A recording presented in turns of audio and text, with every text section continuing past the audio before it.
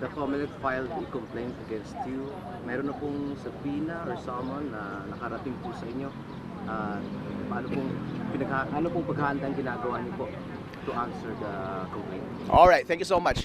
So far, ang development pa lang ay yung nangyari noong Friday. At ang ginawa nila ay naglabas sila ng press release at nag-file sila ng complaint. Hindi ko pa nare-receive yung complaint pero nakita natin yung screenshot sa Facebook at ang nakalagay doon, nag-file sila sa akin ng Article 154 in relation sa cybercrime kasi nagawa siya over the internet.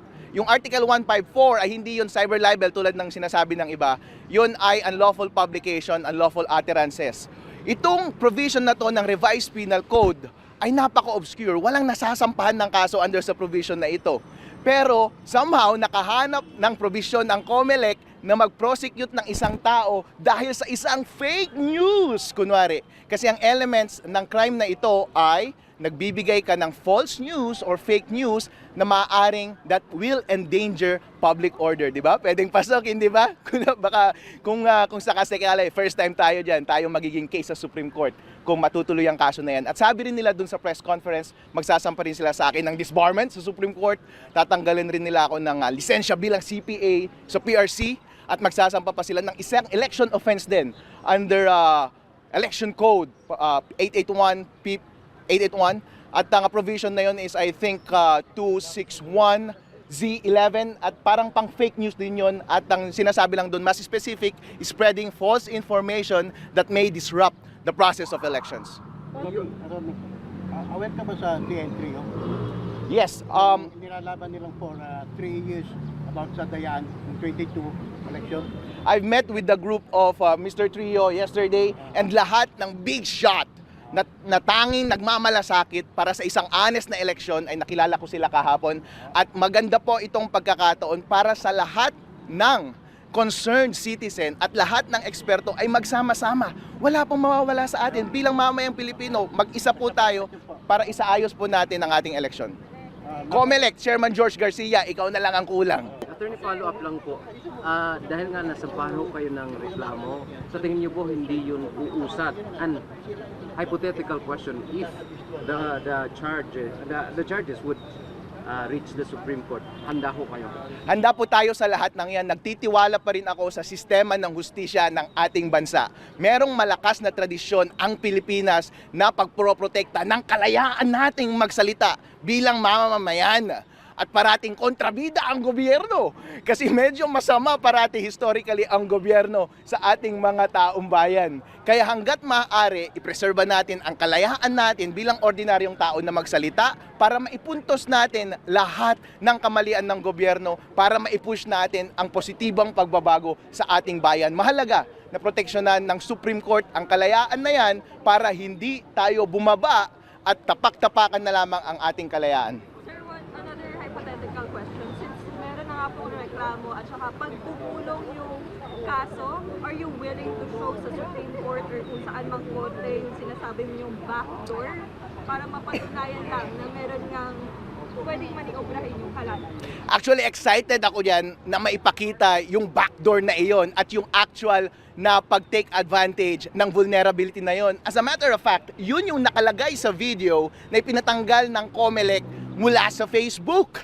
At excited akong makita yan. Ipapakita ko sa prosecutor, sa korte at sa Supreme Court, Sir, napaka-basic ng principle na ito at ng vulnerability na ito. Pwede bang itama natin? Napakasimple lamang. Kung gusto nga sana ninyo at kung sasabihin ni Chairman George Garcia na hindi niya na ako kakasuhan ulit, pwede ko ulit i-demo. Napakasimple at napakaganda, napaka-convincing. Sir, ako isang tanong lang ako. Tatakbo kayo for Vice Mayor po ba? How does this affect, let's say, your candidacy po? Sabi ni Comelec Chairman, baka ipapadisqualify daw ako bilang kandidato pagka Vice Mayor ng Reyna Mercedes Isabela, the future greatest town in the Philippines. Kaso nga lang, hindi ko pa alam yung specifics ng kaso na isasampa nila. So far, yung sinabi nilang election offense ay para lamang ipakulong ako. Baka pwedeng maging basis din yon para ipa-disqualify ako. Wala ka nakikitang effect sa, hindi pa naman start mag-campaign, pero wala ka nakikitang negative effect sa upcoming campaign niyo po, candidacy niyo? So far, puro positive effect po ang effect na nararamdaman natin. Kasi kung babasahin natin lahat ng reaction sa social media, lahat ay puro salitang suporta para kay Attorney Harold Respicio. Kaya gusto kong i-take advantage ng opportunity na ito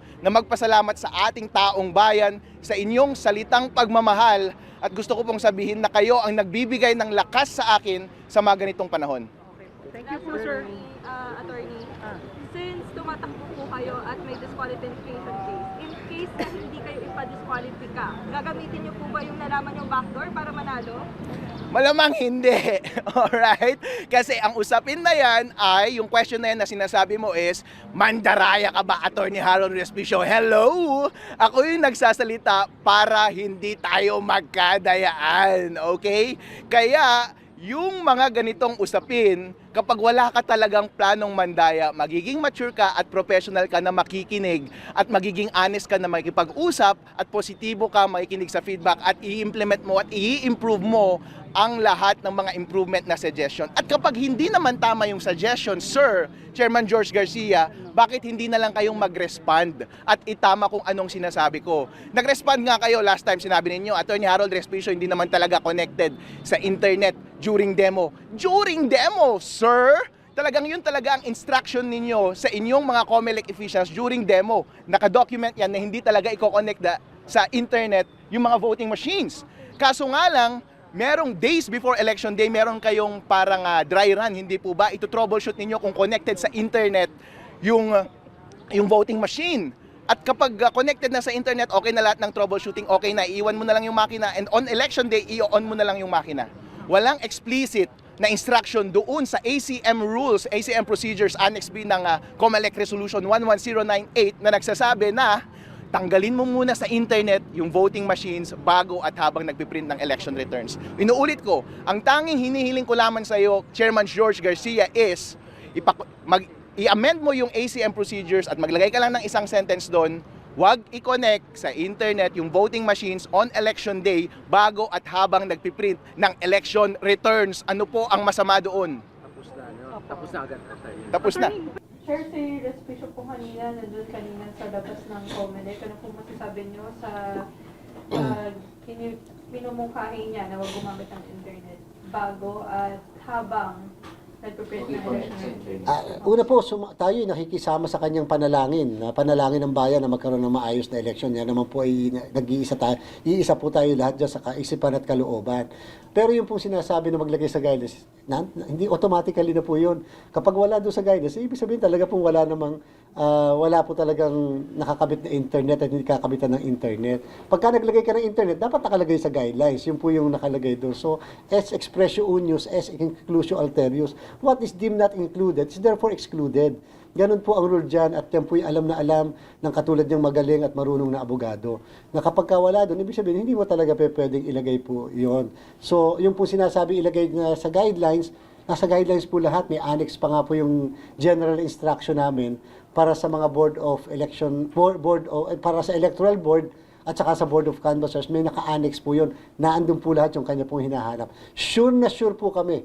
Katulad ng pinapanindigan namin, Diyos ang aming saksi, wala pong nakakabit na kahit na anong kable dyan sa ating pong machine, maliban sa saksakan sa kuryente. Kahit tanggalin nyo yung kuryente, gagana ang makina sapagkat meron siyang battery, na lithium battery, na pwedeng gumana ng 3 araw. So, lahat po sa demo natin, nagsimula po tayo ng demo ng machine sa buong bansa, December 3 to January 30. Kayo pong mga nakasaksi, may nakita po ba kayo nakakabit na internet? O naalaman nyo bang may nakakabit na internet? Kinakabitan lang po siya ng dongle kapag nag-print na ng siyam na election returns at pagkatapos tsaka siya kakabitan ng transmission. Either gagamitin yung mismong SIM card ng mga kilala natin telcos ng Smart Globe o kaya dito o kung hindi naman doon sa ating Starlink. Pero yung lang po ang pagkakataon nakakabitan at at that time nakapag-imprenta na po. Kaya po, pasensya na, pero yung pong kasi sinasabi niya na magtatransmit muna bago imprenta, hindi po yun na nakalagay sa rules. Imprenta muna ng siyam na election returns, paskil nung isa na pang siyam para makita ng lahat, tsaka po siya magkakabitan ng pang-transmit ng result. At hindi po ito gumagamit ng public network. Private network po ang ginagamit para masigurado na ito ay walang interference sa kahit na ano. So yun lang po naman. At yung pong kanyang imbitasyon ng pakikipag-usap, open na open po ang COMELEC. Yun nga po yung aming sinasabi. Sana nga po, bago siya nagpalabas ng mga video, yung sinasabi niyang kaya pong mahak, etc. Sana nga po nakausap kami. At sana nga po naobserbahan din niya mismo yung makina habang ito ay dinedemo sa kanilang lugar, dyan sa bandang probinsya ng Isabela. Total na i-demo naman po yan ng mga election officer natin sa iba't ibang barangay po dyan. So kami po, open kami sa lahat. Whether tumutulig sa amin, nakikriticize sa amin, hindi naniniwala sa pinaggagawa ng COMELEC, kami po ay very much willing to sit down with them and discuss. Pero wag naman po yung kaagad na, ang sa amin po kasi, siya po kasi ay lawyer. Diba? Lawyer po siya. At mukhang napakagaling na accountant. Sabi nga po niya, IT expert po siya. Di po ba? At nagtrabaho siya sa pinakamagaling na accounting firm sa buong mundo. So, siyempre po, mas mataas ang expectation namin na sana wag naman tayong mag-create na impresyon na parang tama yung sinasabi natin because that is misinformation. Nilalabanan nga po ng COMELEC at ibang ahensya ng pamahalaan ng misinformation, disinformation at saka fake news. Kung tatahimik po kami, di ano na lang nangyari ngayon? Lahat po ng mga makakapanood sa nilabas ng video maniniwala na kaya nga palang mahak ang ating pong machine, kaya nga palang gawa ng paraan at kaya mamaniobra. Kung hindi po kami nag-action kaagad. Bilang panghuli, tayo pong lahat ng mga mamamayan ng bansang to, pag po tayo ay hinahamak ang pagkatao, ay hinahamak ang ating pong karangalan, pangalan, niyuyurakan ng ating pong dangal, hindi po ba meron tayong batas sa libel, sa oral defamation at cyber libel na pwede po nating i-avail at magkaso. At least po yun po yung legal process. Yun po ang ginawa ng COMELEC. Hindi po namin dinaan sa kung saan-saan o nagbatuhan na lang kami ng putik sa media o sa publiko. Mas maganda po yung ganun. Para na ituturo natin sa sambayanan, ito ang tamang proseso na ginagawa kapag ang iyong karapatan ay natatapakan o nayuyurakan. Sir, meron yung dalawang decision ng Supreme Court regarding dun sa protesta ng local candidates. Ang sinasabi ko, nagkaroon daw ng grave abuse of discretion on the part of COMELEC. Paano po mangyayari ngayon dun sa dalawang local candidates po? Gusto ko lang po ipaliwanag. Lahat po ng aksyon ng isang ahensya ng pamahalaan, whether quasi-judicial body, kahit ng Kongreso, kahit ng Office of the President, kahit na anong body sa ating gobyerno, whether administrative body, judicial body, or quasi-judicial body. Pag gusto niyo pong questionin sa Korte Suprema, kung tama o mali ang aksyon, maliban doon sa apela, ang tawag po dyan, certiorari. Ang certiorari, inaalam, meron bang grave abuse of discretion amounting to lack or excess of jurisdiction? Take note, gumamit po ng salitang grave ang ating rules. Hindi abuse of discretion lang, grave abuse of discretion. Whimsical, capricious, at para bang nag-overlampas ng bakod ng batas na pinoprovide. So yan po ibig sabihin ng grave abuse of discretion. At yung po hindi masama. Talagang lahat ng ahensya na binabaliktad ng Supreme Court ang desisyon, grave abuse of discretion ang ginagamit ng Supreme Court. Dahil yan po ay power ng certiorari. Ngayon po, ano po ang gagawin ng COMELEC matapos po ito? Kami po ay tatalima sa Korte Suprema. In fact, yung pong pangalan ng dalawa ay nasa balota na. Sapagkat sila po ay sila po ang dalawa sa nakakuha ng restraining order mula po sa Supreme Court at nakasama na po yan sa naimprenta.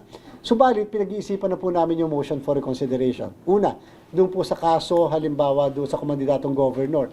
Gusto po sana namin makahingi ng clarification sa ating kagalang-galang Supreme Court, although in advance pa lang ang information, wala pang kaming natatanggap na kopya. Gusto po namin malaman, kasi po kung magseset pala kami ng date ng last day, for example sa filing ng candidacy, paano po yun pagka sobras doon sa alas 5? So, nag-file po ng 5:30, 5:45, alas 6. So tatanggapin pa rin po ba namin? O dapat po ba hanggang alas 12 ng gabi nung last day ang pagtanggap ng mga certificate? Para po guided lang kami. Kasi po siyempre, baka maya-maya, ang nangyari kasi dito sa Zambales, 5:25. So kung 5:30 ba, hindi na namin tatanggapin? O 5:35? O 5:40? So medyo kailangan lang po namin ng clarity kung up to when ba yung amin pong pwede mapagbigyan. Pag sinabi naman po sa amin ng Korte Suprema na hindi, dapat hanggang alas 12 because when you say that day, ang that day is up to 12 o'clock ng gabi. So tusunod po kami, bakit po ba hindi? Ang lahat ng mga tauhan namin tatanggap ng COC ay mag-overtime hanggang alas 12 ng last day ng filing ng certificates of candidacy. So, kailangan lang po namin ng konting liwanag kasi nga po, baka po ma-misinterpret nung iba at maabuso ng iba at sabihin ng iba, unfair naman ng COMELEC, nag-file ako ng unang araw, ito timanggap naman kahit alas 6 ng gabi ng huling araw. So, para lang po maging maliwanag.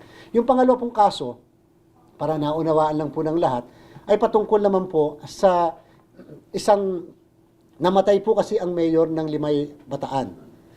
Yung kandidatong mayor ng Limay Bataan. Ang nangyari po, yung anak, yung pong vice mayor, ay pumalit doon sa namatay na mayor. Ang nakalagay po sa batas, pwede magkaroon ng palitan, substitution, basta namatay o na-disqualify. So yung pong vice mayor na tumatakbo, biglang pumalit, humalinhin doon sa mayor na kandidato na namatay.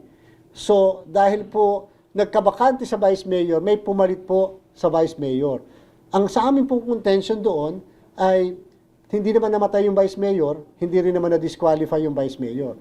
So ang tanong po doon ay pwede bang mapalitan yung kandidatong vice mayor, ganung maliwanag ang batas na hindi naman siya namatay at hindi siya na-disqualify. So gusto rin po namin malaman, pinag-usapan po namin kanina sa MBank, ano po ang pinakabuod ng desisyon tungkol sa bagay na yan.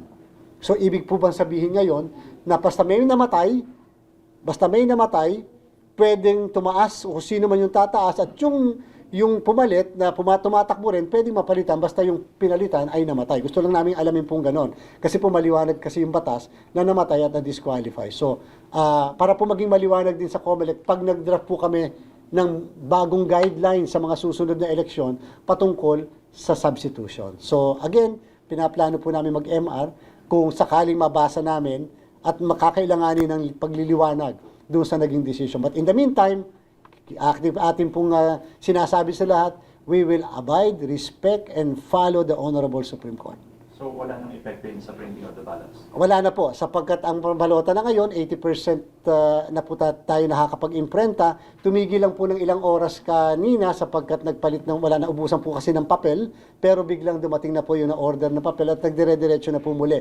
After several hours yung ating imprenta ng balota. So ngayon po nasa mga 58 to 59 million na ang nai-imprenta ng mga balota natin.